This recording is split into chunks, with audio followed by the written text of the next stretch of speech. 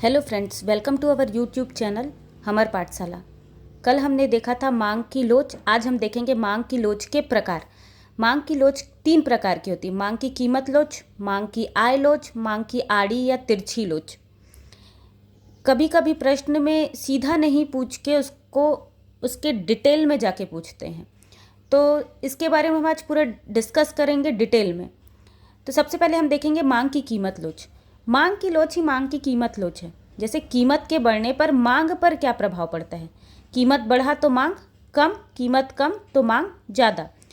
जैसे आप वही सेम एग्जांपल, जैसे आप टमाटर लेने के लिए जाते हैं, अगर उसका रेट ज़्यादा होगा तो आप उसकी मांग को कम कर देते हैं, और अगर टमाटर का रेट कम रहता है तो आप उसको ज़्यादा खरीदते हैं। तो कीमत बढ़ने से मांग कम, कीमत कम होने से मांग अधिक हो जाता है।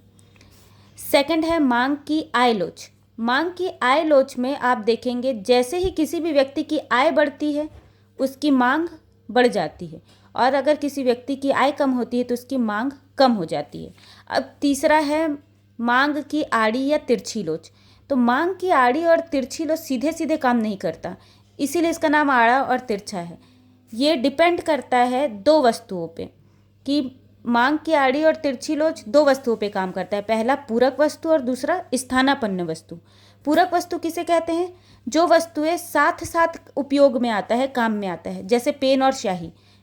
पेन के बगैर स्याही का कोई काम नहीं है, स्याही के बगैर पेन का कोई काम नहीं है। पेट्रोल और गाड़ी। पेट्रोल के बगैर गाड़ी का कोई काम नहीं है, गाड़ी के बगैर पेट्रोल का कोई काम नहीं है। मतलब ये दोनों साथ में उपयोग होते हैं, पेट्रोल का अलग कोई यूज़ होगा ऐसा नहीं।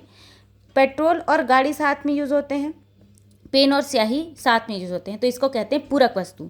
तो पूरक वस्तु की स्थिति में जैसे ही कीमत बढ़ता है मांग क्या हो जाता है? कम हो जाता है। अब पूरक वस्तु की स्थिति में कीमत कैसे बढ़ेगा, मांग कैसे कम होगा? आड़ी और तिरछी लोच किसे कहते हैं सबसे पहले ये समझते हैं। किसी एक वस्तु के बढ़ने से, किसी एक वस्तु के कीमत में परिवर्तन के कारण, एक वस्तु में कीमत के परिवर्तन मतलब पेन या स्याही की कीमत में परिवर्तन के कारण दूसरे वस्तु के मांग में परिवर्तन, दूसरे वस्तु के मांग में परिवर्तन को मांग की आड़ी या तिरछी लोच कहते हैं। मैं एक बार इसको लिख देती हूँ, आपको ज़्यादा अच्छे से समझ आएगा। अभी तक क्या हो रहा था, जिस वस्तु की कीमत परिवर्तित हो रही थी उसी वस्तु की मांग परिवर्तित हो रही थी। लेकिन इसमें क्या होता है, मांग की आड़ी और तिरछी लोच में किसी एक वस्तु की कीमत में परिवर्तन होता है और उसके कारण दूसरी वस्तु की मांग प्रभावित होती है। एग्जाम्पल देखो, पूरक वस्तु की स्थिति में क्या होता है। जैसे पूरक वस्तु के एग्जाम्पल है पेन और स्याही। मान लो पेन की कीमत बढ़ा, जैसे पेन का कीमत बढ़ेगा तो लोग पेन भी कम खरीदेंगे, और पेन कम खरीदेंगे तो स्याही भी कम खरीदेंगे। तो कीमत में परिवर्तन कैसे हुआ? कीमत बढ़ा तो मांग कम हो गया। पूरक वस्तु की स्थिति में इसमें होने वाला परिवर्तन विपरीत होता है। कीमत बढ़ने से मांग कम, कीमत कम होने से मांग ज़्यादा। और स्थानापन्न वस्तु की स्थिति में ये सकारात्मक परिवर्तन होता है, या बोल सकते एक ही दिशा में परिवर्तन होता है। कीमत बढ़ता है तो मांग बढ़ता है, कीमत कम होता है तो मांग कम होता है। कैसे देखते हैं। अगर मान लो फ्रूटी का रेट बढ़ गया तो लोग माज़ा ज़्यादा खरीदने लगेंगे।